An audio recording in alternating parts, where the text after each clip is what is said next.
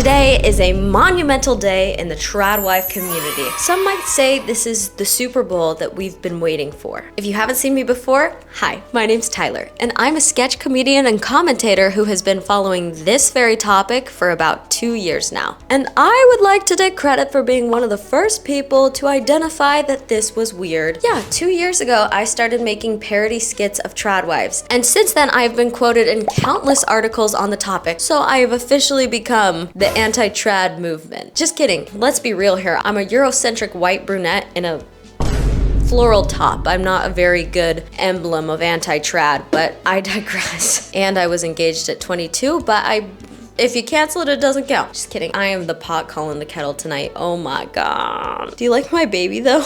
I thought it was a good touch. And the bonnet. Since I've been following this topic for a while, I'm pretty familiar with most of the content creators in the space. You have SD Williams, she's kind of the OG that put me on. You have the fetish content girls. You have Nara Smith, who again, I've said this over and over again, and you bitches won't let me breathe, but I've said it. I wouldn't say she's a trad wife. And then you have Ballerina Farm. Now, Ballerina Farm has not been on my radar over the past 2 years. Why, you ask? Because I feel like she doesn't say anything problematic. She's very PR trained. I honestly thought she was just a cute girl who lived on her farm and sold her sourdough starter. Okay, I don't think it's my place to comment on that. She seems to really just stay in her lane. I never thought I was going to talk about Miss Ballerina Farm or Hannah Neeleman because she literally just posted content of her baking bread and raising her kids. There was never any harmful messaging behind it. She was never selling a course on how to be a stay-at-home mom, and I never felt compelled to say anything about her or her content. But recently, Megan Agnew from The Times did a profile on this family, and it is so juicy that we have to talk about it. If you're not familiar with what the Ballerina Farm is, let me acquaint you. Ballerina Farm is a farm in Camas, Utah. I just went camping right near there days ago,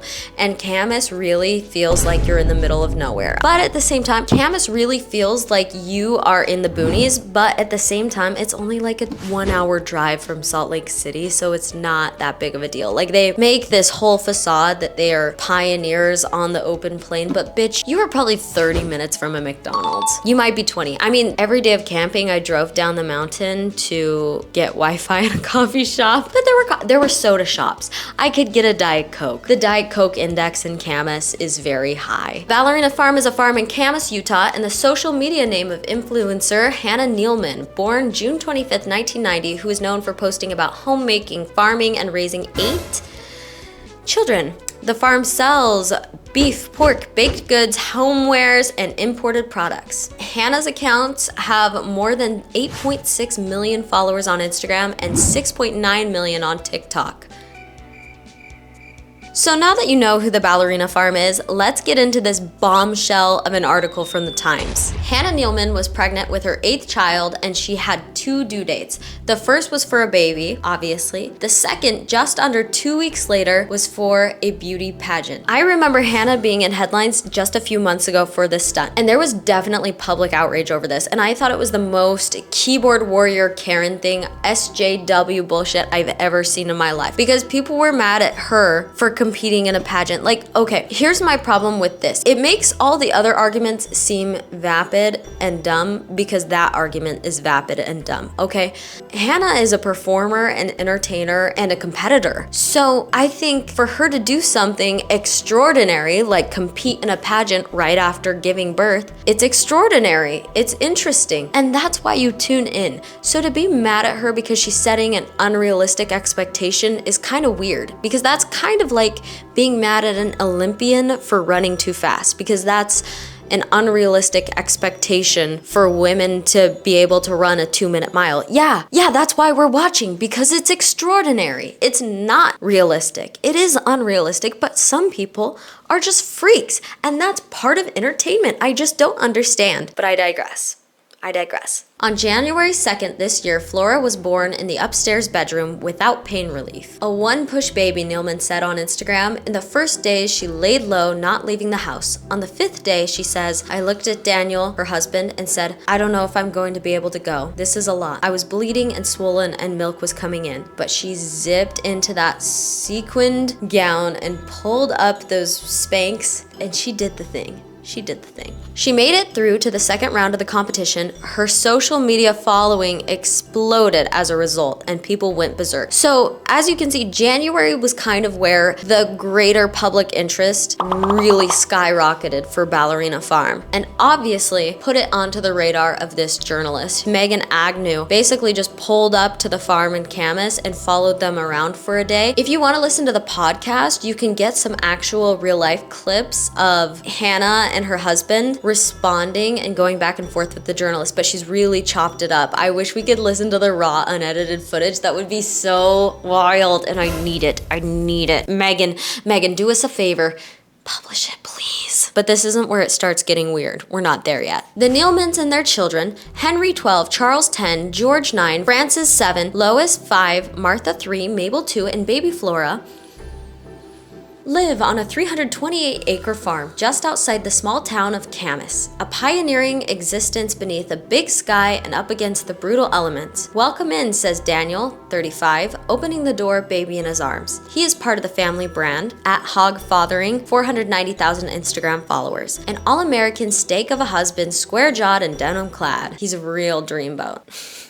I don't know, he looks like he has cheek filler. Like, I'm not entirely convinced that he hasn't had work done. They both look tired as fuck, but I am surprised that for having all that money that they both look like tired. Like, if I'm a billionaire and people are in my comment section like, you look tired, Botox, if I'm a billionaire, is really, in the grand scheme of things, kind of cheap if I'm a billionaire. And they are. More on that later. For the beginning portion of this article, the author details how transported she was as she walked through an old-timey kitchen with tens of thousands of dollars of custom cookware and beautiful antique utensils and baking supplies. And in comes Miss Hannah Neeleman. Of course, the question we've all been waiting for, Megan, the journalist, asks, how do you feel about being called a tradwife on the internet? Instead of letting Hannah respond, her husband Daniel jumps in and says, well, we were already together doing what we were doing, and then Tradwife came along. We can't help it. This is what we are. If we're trad dad, Tradwife, that's it. I feel like the first red flag here is that this was clearly a question for Hannah, Tradwife, and Daniel answered it. But I mean, if that were the only red flag, we would have just moved on from that, right? After he jumps in, she's able to answer for herself. She says, I don't necessarily identify with it because we are traditional in the sense that it's a man and a woman. We have children, but I do feel like we're paving a lot of paths that haven't been paved before. Okay, so he was about to just embrace it and be like, we do what we do. And she's like, well, PR pageant answer. You gotta understand that she did pageants for years and years and years professionally. So her answers are going to be as PR trained as they come. So if she lets even a little bit out, that's either intentional or so honest that it slips up. That's what's kind of scary about this, because we're like, do we think she wants to give this narrative that she's like this caged bird? Because that's kind of what this article gives. Or is she so smart that this is something they're trying to spin? I don't know. The article also highlights something that I have said many a time. I've even said this in my other video on this topic. If you want to go watch my magnum opus on tradwives, we will link it here. But one of the things that I find so hilarious is that these women are acting out a fantasy of a stay-at-home mom wife, but the thing is that they're often monetizing their social media, which is a job. In fact, it's a very heavy job. For me, I probably spend 10 hours a day, 6 days a week doing social media. And it's funny because they're selling products, they're monetizing their views, they're doing ads. They're businesswomen at that point, selling you the idea of being a stay-at-home mom wife. This is why I find the gag of tradwife content hilarious every single time. But I feel like in this article, Hannah Neeleman was kind of prepared for this, so she's very beating around the bush, saying, so for me to have the label of a traditional woman, I'm kind of like, I don't know if I identify with that. I think that's a very smart answer to have, because she does have this ginormous brand that she's running alongside her own personal social medias that are their own brands as well. I love that this journalist asks her if she's a feminist, and she's like, like, well, I feel like I'm offended, and then she stops. There's so many different ways you could take that word. That is such a Mormon answer, by the way. Growing up Mormon, I guarantee if I called any of my friends from my childhood and asked them if they were a feminist, they would be so uncomfortable by that question, because for some reason in conservative communities, being a feminist is like the worst thing you can be. I mean, this is so many people. This is so many people these days. Literally everybody thinks that if you call yourself a feminist, that you are the SJW screaming red hair Karen cut meme from like, when was that, 2011? And I find it so irking. If I called anyone from my hometown, I guarantee their response would be like, oh, I'm not a feminist, but I just think that we need equality amongst the genders. There's not one better than the other. Guarantee that's word for word what they would say. And then I would be like, well, that's kind of what the fuck it is. And then she did the other absolutely iconic conservative way to get around the question, being like, well, you know what? We don't need a label for everything. Can I just be me? Classic. Another point of contention from this article was that Megan asked Hannah if this was the life that she had always dreamed of, and Hannah's response is, no, I mean, I was like, my goal was New York City. I left home at 17 and I was so excited to get there.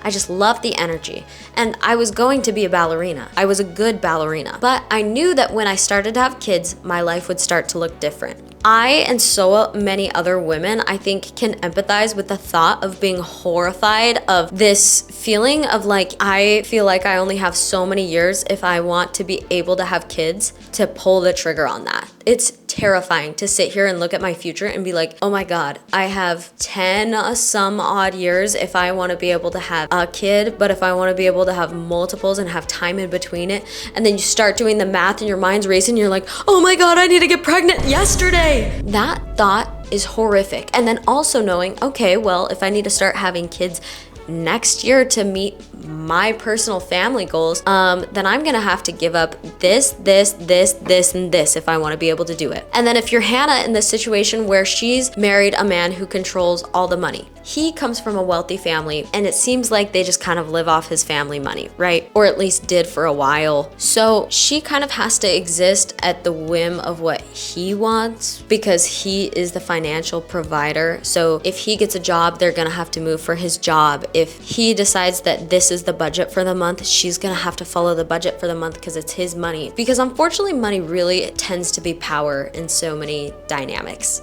But there is that fear of like, okay, so if I want to start having kids and settle down and marry someone, if you're in Hannah's situation where your husband is the provider, you're gonna have to just shut up and do whatever the fuck he wants. I mean, if you're in a good relationship, no, but if there are sacrifices to be made. Like, you're probably not gonna wanna raise 8 kids in New York City while you're doing ballet. You're not gonna be able to tour as a ballerina across the United States if you have 8 kids and your husband says you can't, and your husband decides that he wants to go take a job in Brazil. That thought is very horrifying. For so many women, we're put into a situation where we get to choose our hopes and dreams and desires or our family's hopes and dreams and desires, and men really are seldom faced with that same crossroads. There are some people on TikTok that I saw trying to say that she is weaving this storyline of like, well, I wanted to be a ballerina, but I quit to choose my family. A lot of people online are saying that they feel like she's just trying to rack up sympathy points. I don't really see that, because she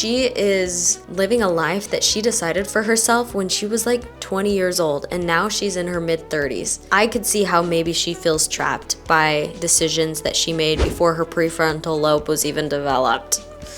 So after having that conversation with Hannah, where basically Hannah's like, yeah, this is not what I expected for my life, but it's cool. I probably wanted to dance a little bit longer, but cool. She has the same conversation with Daniel where she asks, is this what you wanted? And he's like, oh, heck yeah, this is the dream. This is what we wanted. He says, yes, I expected Hannah to be more at home with the kids. Then she interrupts and says, I watched my parents working together, so whatever we do, we gotta do it together. So it seems like even though they are very trad, he wishes it were even more trad. I don't know. And maybe I'm reading into this because I do have a bias. And a lot of people say that this article was bad faith because the author had a bias, but I have read this so many times, and I'm telling you, something is afoot here, and it is not Miss Megan, okay? So they go into how they met, which I think is also worth reading. He was 23 and she was nearly 2 years his junior when they were introduced by a mutual friend at a college basketball game. I saw her and I was ready to go, he says. Sign me up. I was thinking, let's get married, but she wouldn't go on a date with me for 6 months. I think from content I've seen on Instagram, she was like, bitch, I'm trying to focus on Juilliard because I'm going to Juilliard to be a ballerina, bitch, leave me be. And he is like a rich kid who always gets his way, so I think that was kind of the intrigue for him. He's like, did this bitch just decline me? You know I'm the son of JetBlue? And then I guess somehow he finds out that she's taking a flight from Salt Lake City to New York, and he just happens to be on the same flight because he is the heir to JetBlue, and somehow he has the seat that's right next to her, and they spend 5 hours talking together. So this is like one of those things like your grandparents maybe would tell it to you and you'd be like, that is so cute. Men used to really go for what they wanted, and that is so sweet that he cared that much. They must really be meant for each other. Or it could also be like, ooh, scary stalker, rich kid throwing a tantrum because he doesn't know what to do when he doesn't get what he wants. I don't know. I don't want to be rude, but I'm just showing you both the options. I'm showing you both of them. Her theory was that they should date for a year. And with modern Mormons, I think that's pretty normal. The rule being like date for a year. That's all my friends who are still in the church. That's what they did. That's very standard. She wanted to finish school and be able to date for a normal period of time, but he was like, nope, that's not gonna work. I need to be engaged now.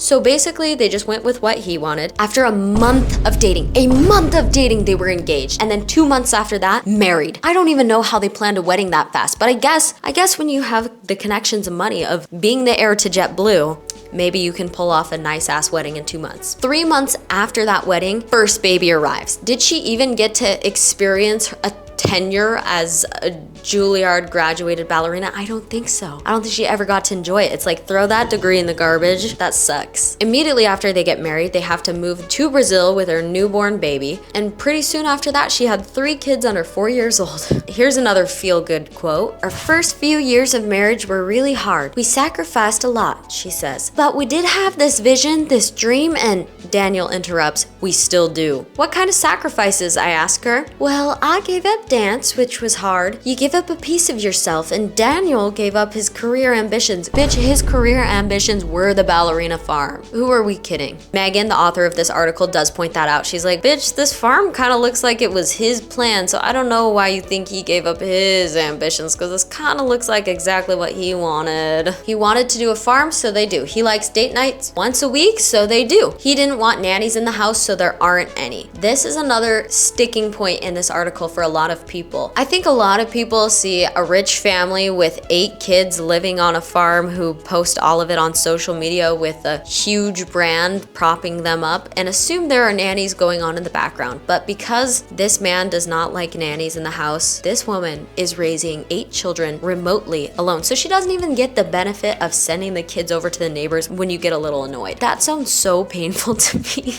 Like, that is the benefit of living a suburban life, is that you get fed up with your kids, you send them some Otter Pops and say, go to your friend's house. This is absurd. No nannies, 8 kids, and on top of social media managing her brand, social media managing her personal pages, on top of being the social media manager and creative voice for Ballerina Farm, managing her own social media presence, parenting 8 kids, making all the food in the house from scratch, upkeeping the chickens, the cows, the whatever the fucks. You're telling me she's not allowed a single nanny? She's allowed a babysitter for one measly date night a week? To me, that's absurd. I mean, at least she doesn't have to homeschool the kids. It seems like they have a homeschool team who takes care of the older kids' education during the day. So at least that takes some of the load off her back. But even if you've got 4 kids being homeschooled, that means you've got 4 more running amok who aren't old enough for that. Even if you paid babysitters, you probably need 2, because I don't know a babysitter who offers 8 kids at a time. That seems like you would have to up that. You gotta have at least 2, right? The only space earmarked to be Neeleman's own, a small barn she wanted to convert into a ballet studio, but it ended up becoming the kids' schoolroom. I would be bugged.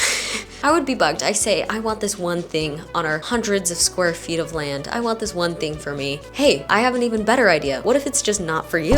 I'd be so pissed. So a big part of this article is the author just getting so irritated at Ballerina Farm's husband, Daniel, because Megan, this journalist, is like, bro, I really just want to talk to your wife. She is the brains behind this operation. She is the girl boss that I want to profile. And he's like, well, let me take you to this irrigation ditch. Well, why don't I show you around the farm? And she's like, just let me be alone with your wife. However, Megan does acknowledge that Daniel is a hands-on father, taking the kids out to the farm and doing all the laundry. I mean, the bar is in, as a fellow TikToker once said, the bar is in Satan's asshole. Because I, honest to God, read, oh, he does the laundry. And I was like, wow, okay, maybe I was wrong about him. Those are his kids too. They seem just as busy as one another. He should be doing the fucking laundry. I'm brain broken. But she gives him this credit. The children appear to look after each other quite well too. Well, this is what happens when you have too many kids. They get parentified, no offense. They seem to have become almost a self-sustaining entity. Still, Daniel says, Neeleman sometimes gets so ill from exhaustion, she can't get out of bed for a week. It also might be because they are constantly touting raw milk as a viable health food. Please, there is a reason that we do this. And you know what? I scrolled her snark Reddit, which I am embarrassed about, but apparently they always have herpes-looking sores around their mouths, and Reddit is saying that this might be because of the raw milk consumption. I only use Reddit for research purposes. I'm so embarrassed about that though. Don't judge me. Don't judge me. Now she sees the bedroom where she had her children, and I love a home birth. I hope I'm not alienating all of my audience for being so judgmental, but home birth, raw milk, this is why we scienced. There's science because these things suck so bad. The bedroom where she had her children, with the exception of Henry and Martha, who were born in a hospital.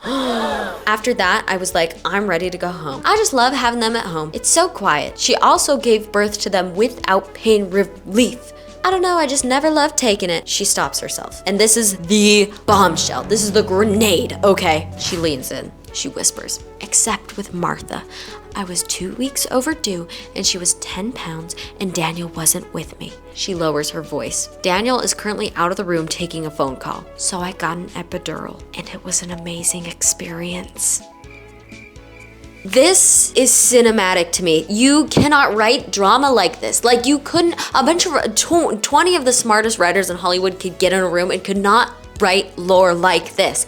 Okay, did she do this knowing that this article would come out and she wants to breadcrumb us for drama and clickbait and controversy? Some sides of the internet say, not at all. She's a caged bird. We need to feel bad for her. We need to rally for Hannah, get her out of this abusive, toxic relationship. And then another side of the internet says, you guys suck for talking about it. You guys are drama-hungry freaks, because clearly she trusted the journalist and the journalist published this in bad faith. Clearly this was a private conversation. Okay, if you're speaking to a journalist, you need to say off the record if you don't want things to be recorded. And based on this conversation, based on the recordings, based on the podcast, I think she was under the impression that this information was going to be published. So the why behind this, I'm not sure. I don't know if this is a cry for help or a new way to get clicks and sell protein-enriched flour. I want to ask her about birth control, but we are surrounded by so many of her children and Daniel is back in the room now too. Do you? I pause and look at her fixedly. Plan pregnancies. No, Daniel says. When he says no, Neeleman responds gently, it's very much a matter of prayer for me. I'm like, God, is it time to bring another child into earth? And I've never been told no. But for whatever reason, it's exactly 9 months after a baby that she's ready for the next one, he says. So just to clarify, in the Church of Jesus Christ of Latter-day Saints Mormon, birth control is allowed, so I don't know what the stance on not doing it is. And the article does end on this kind of eerie, sad note where Hannah is getting constantly clawed on by all these kids bugging her. She looks tired. Her husband is bugging her, answering for her, interrupting the interview. It seems like she has the weight of the world on her shoulders. And this is the saddest closing paragraph. And the sequin gowns, well, they used to be in her bedroom cupboard, but with all of her stuff, and Daniel's and Henry's, and Charles's and George's, and France's and Lois's, and Martha's and Mabel's and Flora's, the cupboard got so full that there wasn't any more room. So Daniel put them in the garage. What an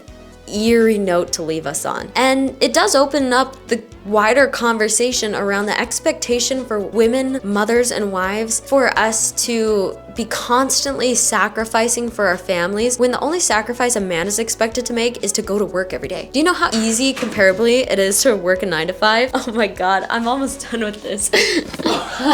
It just opens up a much broader conversation because for basically all of time, women have been expected to give up essentially every part of themselves to be wives and mothers versus men. The only thing I can think of is their day from 9 to 5. That's all that's expected of them. And I know so many families where the mom and the dad work from 9 to 5 and then the dad comes home and does nothing and the mom has to be the housewife. And it's like, bitch, you guys just had the same day. Like, why should you get to sit around? Oh, because of the patriarchy? Oh, because your dad did it? Okay, well, your dad actually knew how to use a power saw, okay? So I'm interested to know what you guys think about this story. Do you think that Hannah Neeleman is a caged bird who we need to fight for? Do you think this article was done in bad faith and they're actually just a happy family who has been misunderstood? Or do you think there's something weird and dark at play, like this was planned publicity to make them blow up and go viral again? I think Hannah Neeleman is a smart woman who has been able to create a huge brand with remarkable creative direction. She's been able to raise a family of 8 children. She was able to get into Juilliard. She's smart enough to be able to compete in pageants and has won countless scholarships doing so, which always makes me think maybe she has more accountability than we think, maybe she has more agency than we think, but she is tied down to 8 children and what seems like an overbearing husband, but